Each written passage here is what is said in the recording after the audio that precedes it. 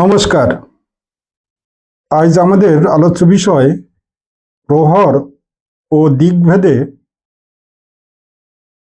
শিব বা শিয়াল রবের শুভাশুভ ফল প্রসঙ্গে পূর্ব দিকে পঞ্চম প্রহরের ফল আলোচনা করব। দেখুন, সূর্য উদয় থেকে প্রহর গণনা করা হয়, অর্থাৎ সূর্য উদয় থেকে 3 ঘন্টা পর্যন্ত একটা প্রহর, এইভাবে 6 ঘন্টা দ্বিতীয় প্রহর।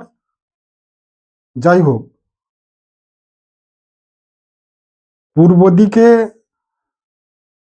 প্রথম প্রহরে শিয়ালের রব শুনতে পেলে